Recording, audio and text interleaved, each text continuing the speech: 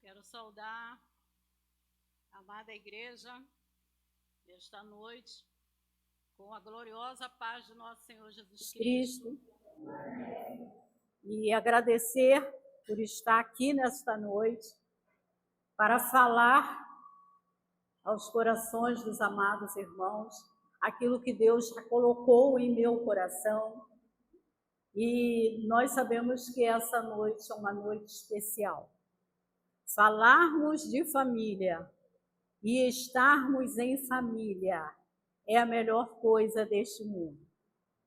E eu estou vendo, contemplando alguns rostos aqui que até então eram desconhecidos, né? Louvado seja Deus pela vida de vocês que estão nesta noite aqui, nos visitando, nos abençoando com a presença de cada um de vocês. Sejam todos bem-vindos em nome de Jesus. Amém? Bom, irmãos, o que o Senhor colocou em meu coração para estar compartilhando com os irmãos é um tema muito importante e eu estou trazendo como texto básico de introdução. Vou pedir aos irmãos também que abram as suas Bíblias e leremos juntos 1 Timóteo 5, versículo 8.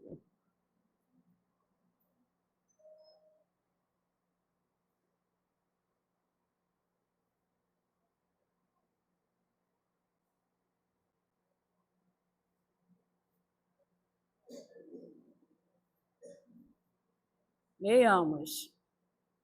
Ora, se alguém não tem cuidado dos seus, especialmente dos da própria casa, tem negado a fé e é pior do que o descrente. Amados irmãos, esse texto ele está inserido em um contexto onde o apóstolo Paulo traz algumas recomendações para a organização da igreja. E dentro desse contexto, e exatamente nesse texto, ele está aqui trazendo algumas recomendações finais nesse capítulo, onde ele inicia falando sobre comportamentos dentro da igreja, o ministério pastoral, como ele deve se dirigir aos seus membros, e ele começa falando sobre os idosos, homens, mulheres, como devem ser tratados pelo ministro da igreja. Mas quando eu tomei esse texto, o que me chamou a atenção para tratar do tema que eu trouxe hoje, que é exatamente falando sobre saúde emocional e saúde mental com a família cristã. Tem uma diferença, com a família cristã. Então, esse texto me chamou a atenção por ele dizer: se alguém não tem cuidado dos seus, especialmente dos da própria casa, tem negado a fé e é pior do que um cristão, do que um descrente. Vamos pensar em uma possibilidade de cuidado com a família. Cuidado com os nossos da própria casa. E nós vamos pensar que cuidar é diferente de ajudar. Muitas das vezes nós pensamos que cuidar e ajudar é a mesma coisa. E não é. Tem uma diferença muito grande. Cuidar envolve responsabilidade, envolve compromisso, envolve empatia, envolve paciência.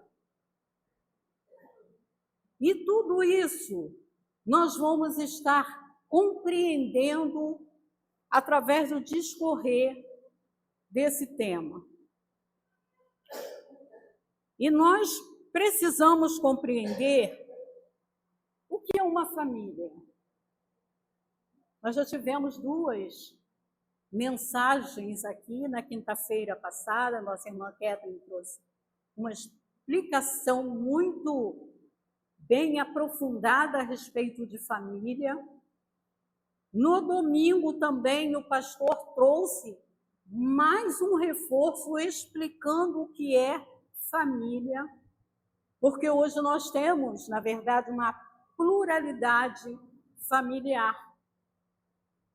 Mas o que nós estamos tratando aqui, o que o apóstolo estava tratando aqui, significa uma família composta por membros que são pessoas próximas, pessoas de base, de raiz, como marido, esposa, filhos, avós, netos. Por isso ele usa o termo, especialmente os da sua própria casa. Então ele está trazendo para dentro da igreja uma responsabilidade de como se cuidar de uma família. E nesse contexto de cuidado, nós estamos vivendo hoje uma época muito preocupante em relação à família, ao cuidado, ao trato, ao relacionamento. Nós estamos vendo que a família está perdendo o seu eixo. A família já não se conhece mais, a família já não se preocupa mais uns com os outros, é cada um por si e Deus por todos. Muitas das vezes, é cada um por si e o diabo por todos. Porque não estamos mais preocupados com cuidado. Cuidado dá trabalho. Cuidado nos deixa atrelado a outras pessoas. E falando sobre essa necessidade de nós chegarmos a esse ponto, nós precisamos compreender que família é um projeto de Deus. A família não é um projeto da sociedade, como muitos entendem, né? A sociedade desenvolve, cria, o poder civil aprova qualquer coisa como uma família, mas a família foi projetada por Deus. E nesse projeto de família, Deus cria o homem, Deus ordena ao homem várias séries de cuidados com o local onde Deus estabeleceu para ele. E Adão estava ali no jardim do Éden, cuidando de animais, cuidando da plantação, cuidando, enfim, de tudo que Deus colocou nas mãos dele, para que ele pudesse governar. Mas então Deus olha para Adão, já tudo planejado pelo próprio Deus, e Deus diz: não é bom que o homem viva só. Isso está lá em Gênesis, no capítulo 2, versículo 18. Eu vou abrir o texto aqui, quem quiser abrir comigo. Gênesis 2.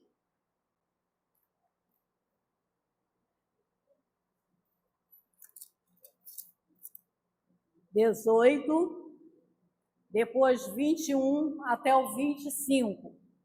Vamos reforçar exatamente a ideia da família, para que nós possamos entender o que é cuidado. A formação da mulher. Disse mais o Senhor Deus: não é bom que o homem esteja só. Far-lhe-ei uma auxiliadora que lhe seja idônea. Versículo 21. Então o Senhor fez o Senhor Deus fez cair pesado sono sobre o homem, e este adormeceu, tomou uma das suas costelas e fechou o lugar com a carne. E a costela que o Senhor Deus tomara ao homem, transformou-a numa mulher e lhe trouxe. E disse o homem: esta, afinal, é osso dos meus ossos e carne da minha carne, chamar-se-á varoa, porquanto do varão foi tomada. Por isso, deixa o homem pai e mãe e se une à sua mulher, tornando-se os dois uma só carne. Ora, um e outro, o homem e sua mulher estavam nus e não se envergonhavam. Esta é a cena do momento em que Deus decide espontaneamente criar uma auxiliadora para o homem. E qual era o propósito de Deus? O propósito de Deus era a procriação da raça humana, através daquele casal que ele separou, ele formou a mulher da costela do homem, para que houvesse exatamente uma identidade natural de alguém que fosse compatível com ele, não igual, diferente em algumas ações. Mas essa mulher atenderia todas as necessidades do homem, naquilo em que Deus não lhe delegou.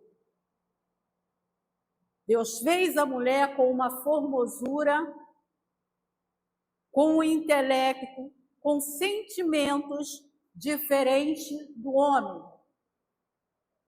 A fisiologia da mulher, a anatomia do corpo da mulher é diferente da do homem, exatamente para que pudessem se completar.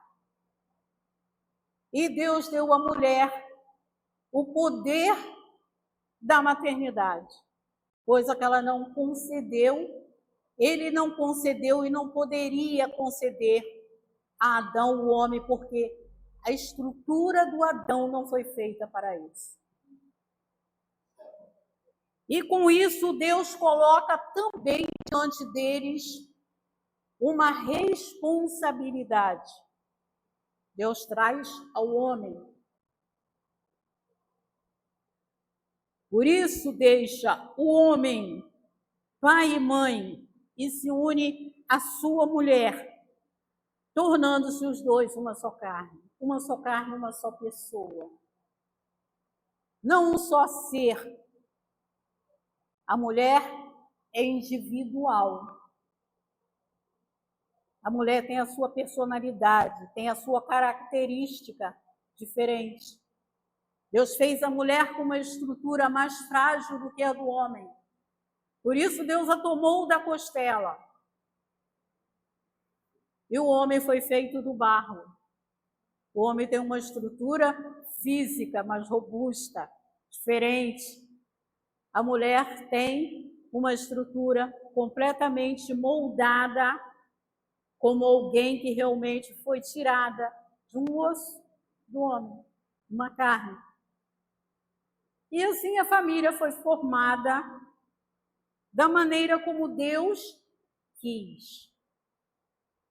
Mas, para que a gente possa encurtar um pouquinho a situação, nós vamos ver que essa família abençoada, onde os dois caminhavam pelo jardim livremente nus, porque tinham uma boa consciência, limpa, pura, capazes de conviver, mesmo no meio dos animais, sem vergonha nenhuma, sem nenhuma estranheza da estrutura física que eles tinham. Muito pelo contrário. Quando Deus apresentou a mulher a Adão, Adão vibrou quando ele viu aquele ser semelhante a ele, humano, tão linda, tão bonita. Ele se maravilha. Essa sim, ossos dos meus ossos, carne da minha carne, será chamada varoa. Porque do varão foi tomada de mim. Ela é minha. Ela é minha. Então nós vemos aqui que família é sagrada. Família é projeto de Deus. Sendo que essa família é composta por duas pessoas. Vieram em um determinado momento dar ouvido a um ser estranho, inimigo deles, que chegou e apresentou algo que os seduziram, porque os dois foram seduzidos, que foi a serpente. No momento em que eles comem do fruto que Deus havia dado uma ordem para Adão, no dia que vocês comerem, certamente morrerão. Deus havia dado tudo para eles ali naquele paraíso, tudo de bom, sem nenhum esforço. Mas Deus proibiu que eles comessem da árvore, da semente do bem e do mal. Aquela árvore era separada somente para Deus. Era a árvore da ciência do bem e do mal. E a serpente os seduz para que coma. Vocês não vão morrer. E Eva, seduzida por um sentimento de querer ser melhor do que Deus havia feito, toma daquele fruto e come. Quando ela come, ela resolve também oferecer para Adão, que havia recebido a ordem para que não comesse. Ele não questionou, ele comeu. E no momento que ele comeu, algo diferente aconteceu neles. A sua mente foi contaminada por causa da desobediência. E no momento que a sua mente foi contaminada com o discernimento de juízo entre o bem e o mal, houve o primeiro conflito entre eles. Eles se viram nus. Eles viram que estavam nus. Se estranharam. Foram coser roupas para eles, de folha de parreiras, porque não poderiam mais permitir que o seu lado da sua genitália, da sua sexualidade ficasse à mostra. Mas essa questão estava na consciência deles, não estava exatamente no corpo. Mas o sentimento deles foi de nudez, de vergonha. A mente deles os condenou. E a partir daí, só houve derrota na vida deles. Começaram imediatamente a se esconder de Deus, porque a consciência, a mente deles, acusava que eles tinham feito algo de errado. E a partir daí, Deus se aproxima deles e começa a parte mais difícil do conflito. Deus chama Adão. Qual é a resposta de Adão? Senhor, foi a mulher que tu me deste. Tipo, se eu não tivesse essa mulher do meu lado, eu estaria em obediência. A mesma mulher que ele se maravilhou quando a recebeu das mãos de Deus, ele agora cria um desprezo. Foi essa mulher. Chama a mulher e a mulher disse: não, foi a serpente. Ela me enganou e eu comi. Então Deus decreta, a sentença para aquele casal e também para a serpente a partir daquele momento. E eles foram expulsos do paraíso para uma terra estranha, de conflitos, de terror, levaram toda a bagagem deles juntos. Então, de lá para cá, toda a humanidade começou a vir com esse sinal de desobediência, de conflito. Nós podemos estudar a partir do capítulo 4 de Gênesis. Os primeiros filhos que eles tiveram, conflito. Um assassinou o outro. Mas aí a gente pergunta, onde estavam os pais? Onde estava Adão quando Eva comeu do fruto? Ele era inocente, ainda. Mas aonde ele estava? Quando Caim assassinou Abel, aonde estava Adão e Eva? Qual foi o motivo? Inveja.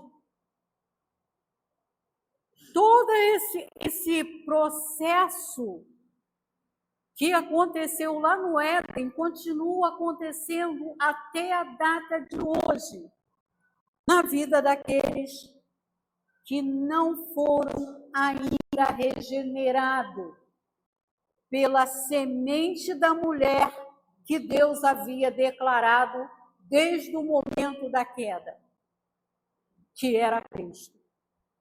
Cristo veio para reparar o pecado de Adão e Eva. Cristo veio para gerar uma nova descendência de filhos para o reino de Deus. Aquela primeira geração fracassou. Cristo venceu na cruz toda aquela maldição que recaiu sobre a raça humana. E a partir disso, todos aqueles que creem em Cristo precisam passar por um novo processo. São novas criaturas, mas agora elas precisam viver a partir de novos conceitos de vida, porque a marca do pecado ainda permanece sobre todos aqueles que estão em Cristo. Essa marca do pecado não sairá de nós enquanto estivermos nesse corpo. Mas o Espírito Santo que Deus colocou em nós nos capacitou para vivermos em harmonia e Deus nos trouxe mandamentos sobre a nossa família. Nossa família consanguínea e a família espiritual, que é a família de Cristo, a igreja, aqueles que congregam. E, irmãos, quando nós atentamos para esse conceito dos cuidados com a nossa família, uma das coisas que nós precisamos estar atentos é o comportamento. Comportamento de cada um de nós. Esse comportamento é valiosíssimo para o nosso relacionamento familiar, para o nosso relacionamento em família da igreja e como nosso relacionamento também na sociedade. E quando nós vamos falar de saúde emocional, saúde mental, nós precisamos entender alguns textos da palavra. E aqui, em Hebreus, no capítulo 12, versículo 4 e 15, o autor diz: segui a paz com todos e a santificação, sem a qual ninguém verá o Senhor. Segui a paz com todos e a santificação. Os conflitos precisam ser eliminados. Em nossa família, nós estamos aqui para falar de família. E quando se fala principalmente dos da nossa própria casa, nós precisamos saber nos comportar dentro da nossa casa. Nós não podemos ser estranhos. Nós não podemos compactuar com o erro. Uma família desestruturada traz doenças sérias para si mesmas, para a igreja, para a sociedade.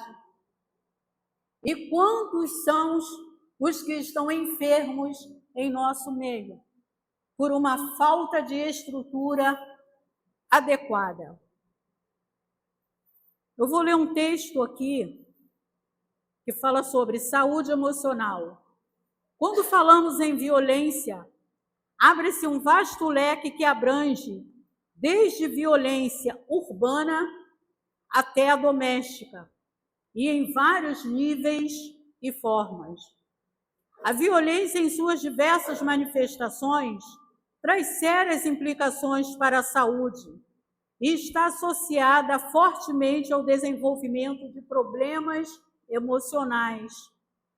Essas formas de violência e suas repercussões são muitas vezes camufladas, ignoradas, subestimadas ou negligenciadas nos mais variados segmentos da sociedade. Seja por nós, seja pela família, seja por serviço de saúde, essa negligência existe. Essa violência existe. E muitas das vezes, quando nós ouvimos falar em violência, nós estamos pensando sempre em agressões físicas. E na maioria das vezes, violência não começa com agressões físicas. Ela tem outras estruturas, ela tem outros caminhos de violentar a integridade de uma pessoa. Então, nós vemos aqui, irmãos, que nós precisamos tomar muito cuidado com a questão da saúde mental e a saúde emocional. Tá? Eu vou ler um texto aqui de Provérbios 15, 13, que diz assim: o coração alegre aformoseia o rosto, mas pela dor do coração o espírito se abate. O outro, Provérbio 16, 24, diz: palavras agradáveis são como favo de mel, doces para a alma e remédio para o corpo. Então, nós vemos aqui, o coração é a sede das nossas emoções, dos nossos sentimentos. Nós somos pessoas sensíveis àquilo que vemos, àquilo que ouvimos, aquilo que percebemos. Se não for muito bem estruturado, segundo aquilo que a palavra de Deus nos ensina, ferimos emocionalmente a nossa família. E aí, depois que nós começamos a perceber que há um comportamento indevido dentro da nossa casa, nós começamos a mudar nossa própria estrutura. A agressividade aumenta. Porque dependendo do comportamento daquele que está ferido, ele é ignorado. Ah, tá de picuinha, tá de picuinha. Tá fazendo graça. Mas dificilmente senta para perguntar o que aconteceu. O que está vendo? Por que ficou triste de repente? Por que está com um sentimento de medo? Não quer sair mais? Se isolou? Não tem prazer de estar junto com a família? É porque está sentindo dor. Está doendo. Alguma palavra mal falada, coração alegre, formoseia o rosto. A pessoa está alegre. Mas pela dor do coração o espírito se abate. Não sou eu que estou falando, está aqui escrito. Olha a nossa estrutura, nós precisamos que nós temos uma estrutura criada por Deus, nós somos carne. Então, irmãos, saúde mental, saúde emocional, ela precisa estar no conhecimento e na prática da palavra de Deus em seu contexto exato, aplicado com amor e submissão a Cristo. Precisamos de uma terapia espiritual e que Deus já colocou ao nosso alcance. Nós viemos de uma estrutura mental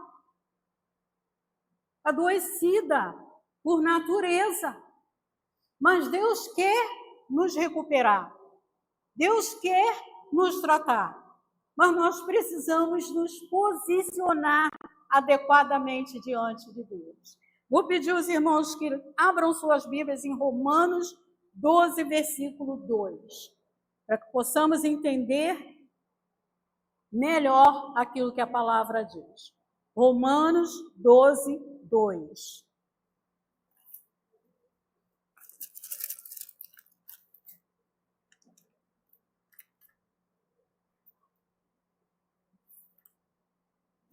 Vamos ler uma só voz. O que diz aqui? E não vos conformeis com este século, mas transformai-vos pela renovação da vossa mente, para que experimenteis qual seja a boa, agradável e perfeita vontade de Deus.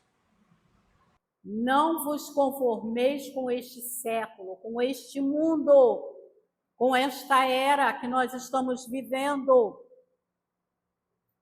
Nós não podemos entrar em conformidade, nós fomos chamados para sermos diferentes.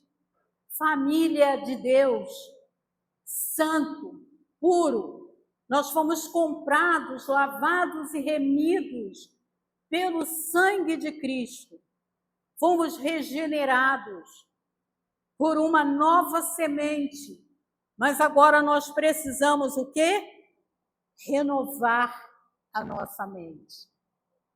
Deixar para trás aquilo que o mundo tem de ruim, mas que quer fazer com que nós possamos nos acomodar a esse padrão. Família vivendo de qualquer maneira.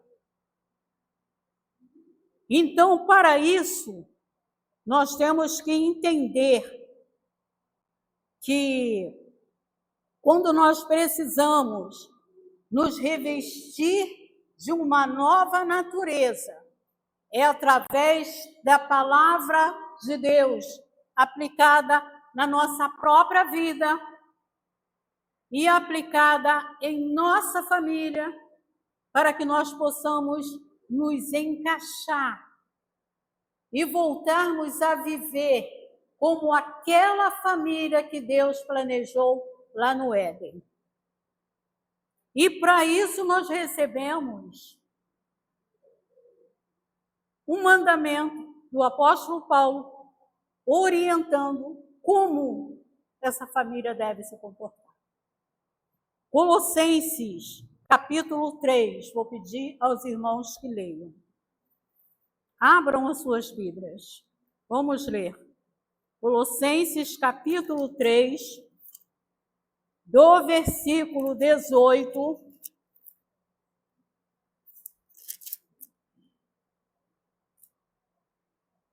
aqui temos os deveres da família, tá? Como título.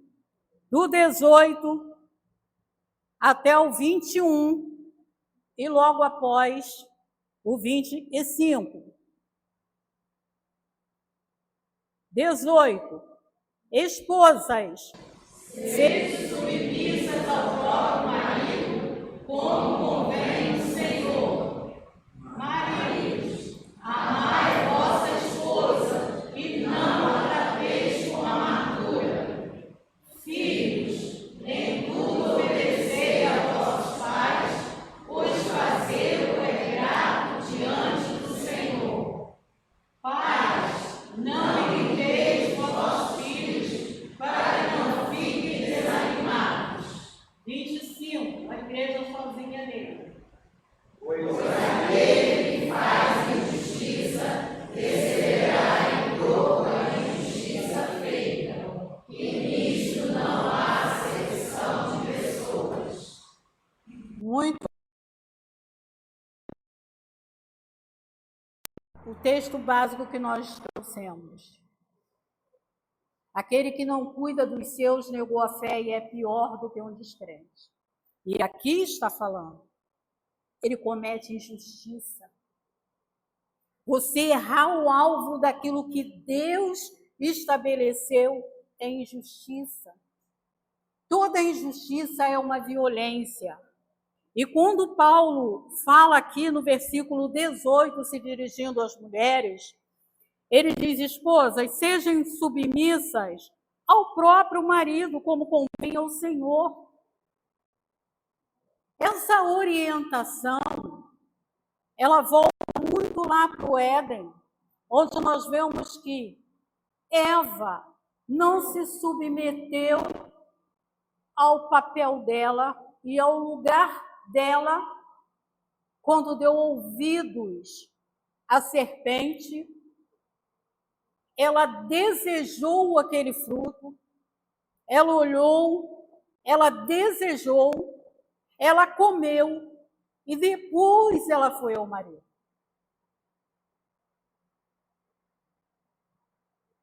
Nós vemos que isso hoje em nossos meios, na nossa cultura, na nossa sociedade secular, é comum uma independência desordenada por parte da mulher. Quando Deus criou, uniu os dois uma só carne. A mulher completa o homem. O homem não poderia fazer nada sozinho, assim como a mulher também não poderia e não pode fazer nada sozinha. Os dois têm que se manter em harmonia dentro do lar. Se o homem não reconhece o papel da esposa que ele tem, se ele não concede à mulher o papel de auxiliadora, aquela que está próxima, pronta para estar ali, servindo ele naquilo que ele não é capaz, mas voluntariamente, porque ela recebeu uma função da parte de Deus de auxiliadora capaz, idônea. Mulher que foi criada à imagem e semelhança de Deus. conforme o homem também foi.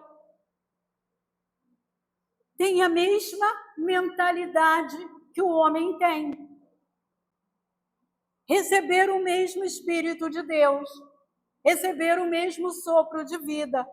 E agora faz parte desse reino de Deus. Então a postura tem que ser diferente. Dentro de uma casa tem que haver entendimento de bom grado. Palavras duras, desprezo um pelo outro, competição de um com o outro. Assim como a mulher quer competir com o homem, os homens também estão querendo competir com as mulheres. E esquecem que a mulher foi feita como um vaso mais frágil, como diz Pedro. O apóstolo Pedro fala isso na sua primeira carta, no capítulo 3. Maridos, vivei a vida comum no lar com as suas mulheres, reconhecendo que elas são a parte mais frágil. E o viver a vida comum é o comum do dia a dia, nas tarefas, nas disciplinas familiares, no agir, no falar. O homem sempre é mais rude.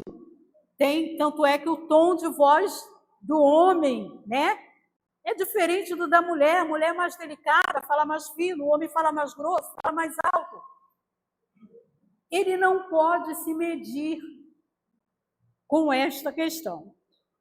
Então, por isso, quando ele fala sobre mulheres sejam submissa como convém no Senhor, então ele está falando, reconheça que ele é o cabeça da família.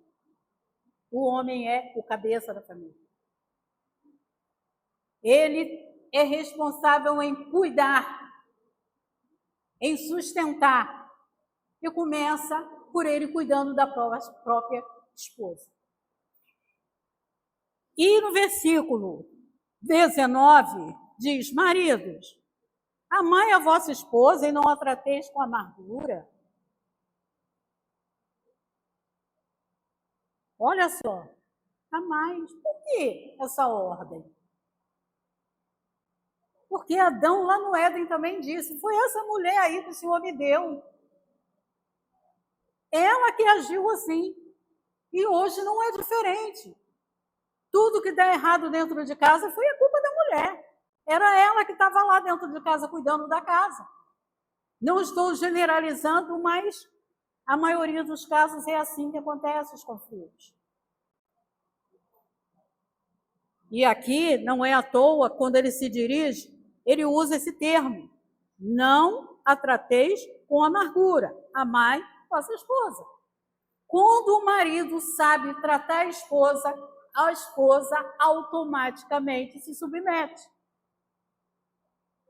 Ela reconhece, eu tenho uma pessoa ao meu lado que me trata, que me faz o bem. Palavras agradáveis. Olha para mim, me aprecia como aquela mulher de Provérbios 31, aquele marido que elogiava a esposa e os filhos também. Esse comportamento que nós estamos lendo aqui, vocês podem ver que ele está dentro de um contexto onde orienta para se evitar conflitos. Conflitos. Quando nós ultrapassamos essa linha aqui, os conflitos vêm, inevitavelmente vêm. No versículo 21, pais, não irritei os vossos filhos para que não fiquem desanimados. Pais irritam filhos? Como? Como assim? Pai não pode irritar filhos. É os filhos que irritam os pais. Não é assim que nós vemos? Essa ordenância é exatamente mostrando que o papel do pai é cuidar e educar os filhos. Mostrando aos filhos quem é Deus, quem é Jesus, qual é o caminho que deve andar. Mas não colocando o filho como se o filho fosse o perverso. O filho precisa ser reestruturado, assim como também os pais, assim que se convertem.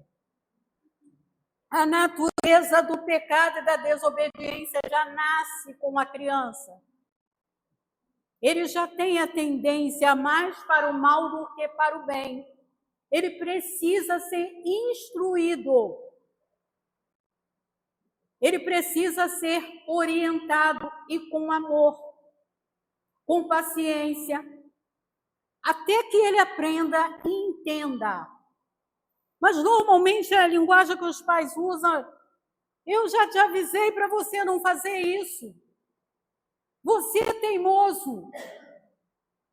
Agora você vai ficar de castigo. Agora você vai tomar umas varadas. E a criança às vezes pergunta, mas mãe, por que eu não posso fazer? Não pode fazer porque eu não quero. Se abuso de autoridade, se falta de respeito com os filhos. Meu filho, você não pode fazer por causa disso, isso. Explica, ensine e reexplica quantas vezes for necessário, até que ele aprenda. Só que nós não queremos gastar esse tempo. Nós queremos que ele aprenda não sei aonde se nós não ensinamos. Mas temos o prazer de maltratar. Isso faz parte da nossa natureza. Muitas das vezes nós queremos descarregar o nosso ego, a nossa fúria, o nosso mal-estar em alguém da família. Mas também não estamos preocupados como eles vão se sentir.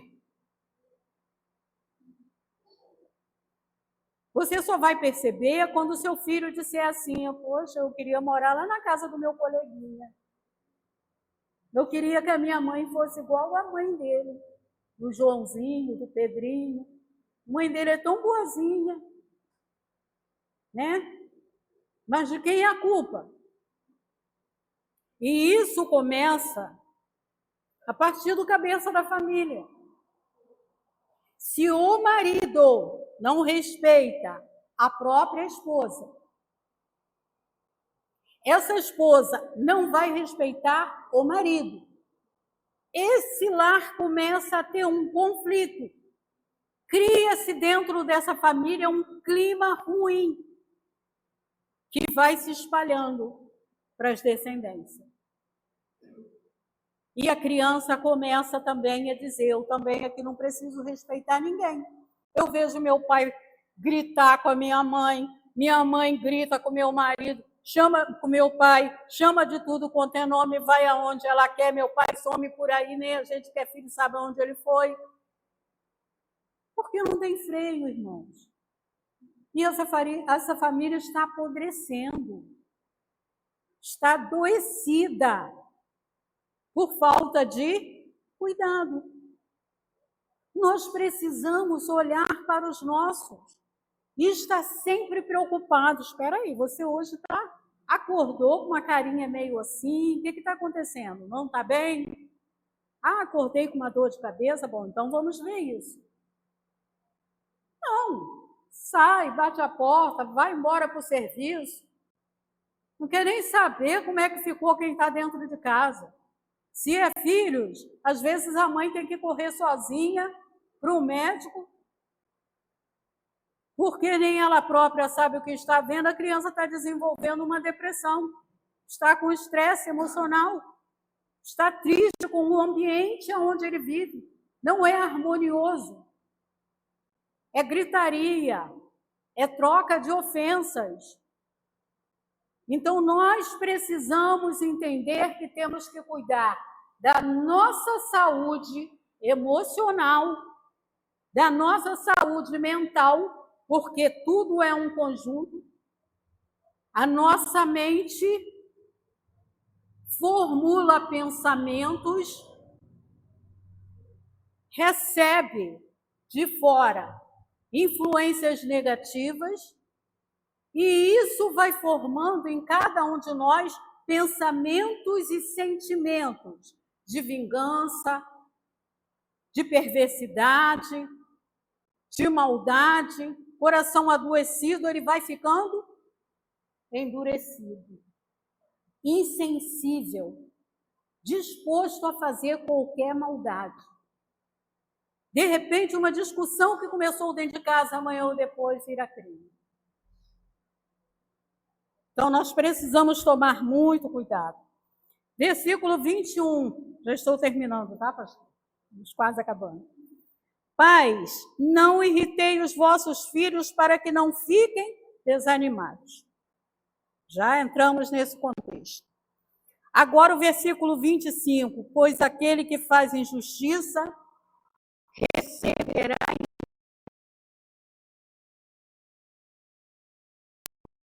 acepção de pessoas. Irmãos, quantas pessoas com a família destruída,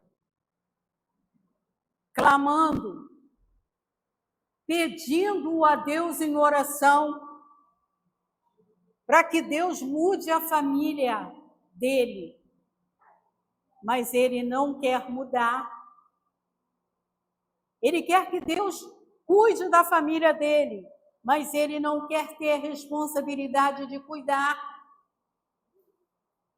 E digo que aqui está dizendo que cada um que fez a injustiça, sem acepção de pessoas, vai receber pelo que fez. Seja homem, seja mulher, ou seja filhos. Quantas vezes os filhos estão encarando os pais corpo a corpo? Eu já vi isso por causa de intriga do pai com a mãe dentro de casa. Aí a mãe começa a falar mal do pai para os filhos. Aí o pai começa a colocar os filhos contra a mãe. Aí chega uma hora que a coisa explode. O pau quebra. A polícia tem que ser chamada.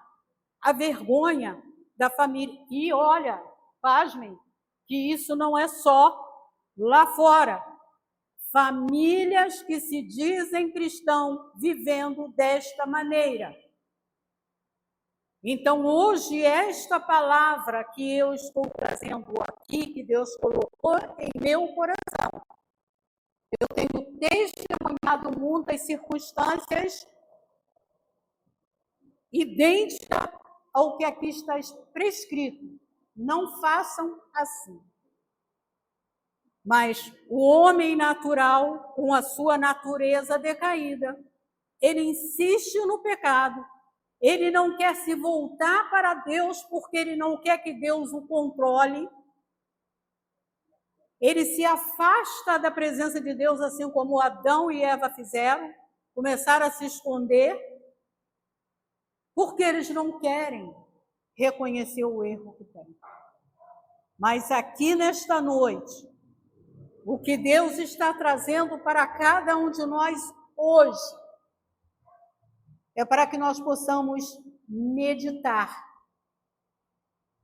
na nossa própria vida, o que se passa na nossa mente, o que desce ao nosso coração e como nós estamos cuidando da nossa família. O nosso foco está na família ou o nosso foco está lá fora? Às vezes o foco com os amigos é maior, com as amigas é maior, com os coleguinhas é maior. Bato papo com eles, quando eu entro dentro de casa a cara já está feia. Não quero ouvir mais nada, não aguento ouvir mais nada. Cada um isolado no seu canto, com o celular na mão, vivendo sua vidinha. Você vê assim, a pessoa está ali que perde tempo, quase nem tem tempo para comer, já come com o celular de um lado, o prato do outro. E a família está de lado. Não tenho mais prazer com a minha família. Então, que hoje, essa palavra, nós possamos sair daqui envergonhados das nossas atitudes, daquilo que nós temos feito com a nossa vida como cristão. e que nós possamos pedir a Deus misericórdia, misericórdia, para que nós possamos voltar verdadeiramente a viver na presença de Deus. Uma família que demonstra amor, uma família que recebeu um novo coração para viver alegre. Porque a alegria traz cura para a alma. Uma alma curada, uma mente saudável, o corpo está leve. Não é morada de tantas enfermidades como nós temos vivido hoje.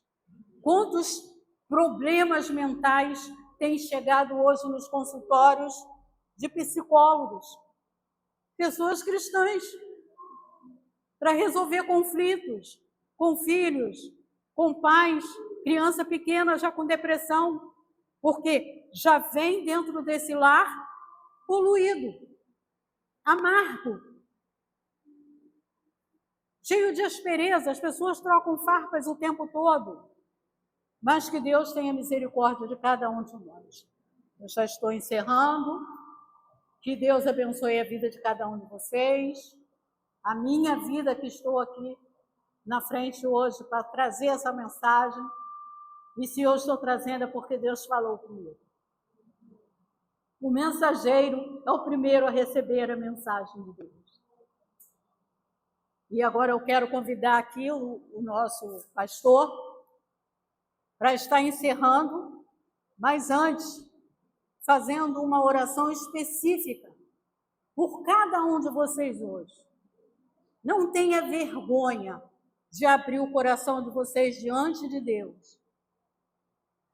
Coloque-se perante Deus, abra o seu coração, para que Deus comece, através de você, a curar a sua família nesta noite. Que você saia daqui transformado, que você saia daqui diferente. Não pelo que eu disse, mas pelo que você entendeu e aprendeu da palavra vinda de Deus, que é o único que tem a cura para nossas almas. Amém?